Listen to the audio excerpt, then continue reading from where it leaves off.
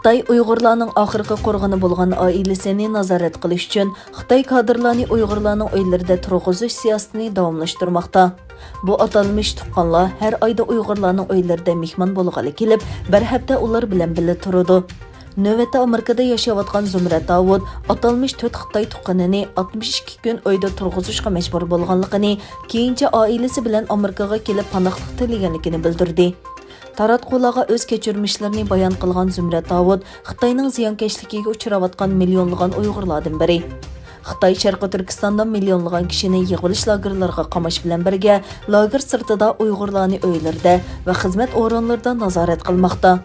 Zümrət Davud uyda turgan Xitoylarning uyda Qur'on bor yo'qligini va ibodat qilib qilmaydiganligini nazorat qiladiganligini, hatto uning bolalaridan masjidga boradigan bormaydiganligini, uyda Alloh haqida gap bo'ladigan bo'lmaydiganligini so'raganligini aytdi.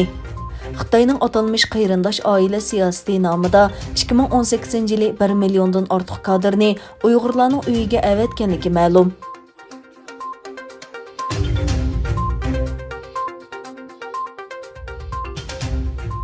Angliya parlamenti Avam palatasining tashqi ishlar komiteti 16 sentabr Xitoyning Uyg'ur diyoridagi jazo lagerlarini tekshirishni qaror qilganligini e'lon qildi. Avam palatasi tashqi ishlar komitetining e'lon qilgan uqtirishida ta'kidlashicha, mazkur komitet 10 oyning 30 kuniga qadar Xitoyning Uyg'ur diyoridagi jazo lagerlariga oid dalillarni to'plab ko'zdan kechiradi ekan.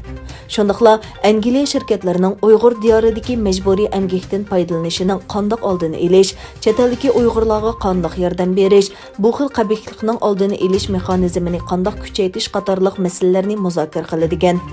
Avam palatasi tashqi ishlar komitetining raisi Tom Tyoginxanning ta'kidlashicha, bu tekshirish Angliyaning nimalarni qila oladiganligi haqidagi savollarni markaz qiladi ekan.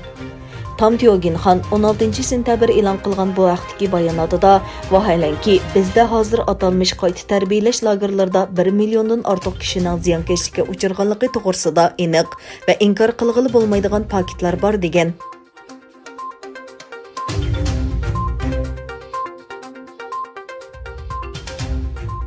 Shvetsiyadagi donliq kiyim-kechak shirkati H&M Xitoy hukumatining Sharqi Turkistonda Uyg'urlarni majburiy emgakka silish orqali dunyoga bozorga solgan paxta mahsulotlarini sotib olishni oxirlashtirdi. Xitoyning zulmi, assimilyatsiya va kishilik huquq dafsandichiligiga uchirgan Sharqi Turkistondagi Uyg'ur va boshqa musulmonlar majburiy emgak va shuningga o'xshash ziyonkashliklarga duch kelmoqda. Bu masalada dunyoviy shirkatlarga ulgu bo'lish uchun harakat qilgan H&M shirkati bu ayblashning muhim nuqtasi bo'lgan Xitoy Qafu moda shirkati bilan bo'lgan to'xtamni bekor qildi. H&M shirkatining bayonotchisi Ulrika Ishaqson Bloomberg agentligiga o'zlarining Sharqi Turkistondagi Xitoy shirkatlaridan paxta sotib olishni to'xtatganligini aytdi. Bayonotchi o'zlarining yanada Sharqi Turkistondan hech qanday mol import qilmaydiganligini ta'kidlab, zarur tadbirlarni qo'llanib, Xitoydagi ta'minlovchilarning Uyg'ur emgak kuchlarini majburiy ishlatishning oldini oladiganligini bildirdi.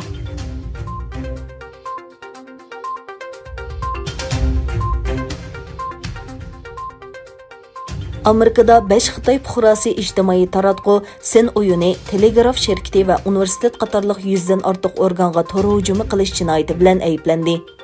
Amerika Adliya ministrligi tayyorlagan 3 turlik ayblashda APT 41 xakerlar guruhiga chetishliq gumondorlarning iqtisodiy manfaat va josuslik uchun organ va shaxslarning tor ul aslahalariga singib kirganligini o'tirg'a qo'ydi. Xitoy davlat tavalligidagi gumondorlarning chet elda qochib yurganligi, ammo yuqorida tilga ilingan kishilar bilan sherik bo'lgan Malaysiyalik ishchi savdogarning oldingi hafta o'z davlatida tutib turilganligi, o'tkazib berishning davomlashayotganligi bildirildi.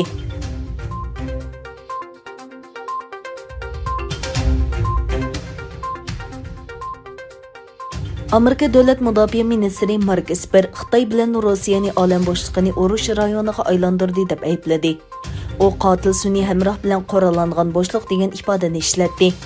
Esper Rossiya olam bo'shlig'iga avatgan boshqarilgan bomba iqtidoriga ega sun'iy hamrohni qatil sun'iy hamroh deb tasvirladi.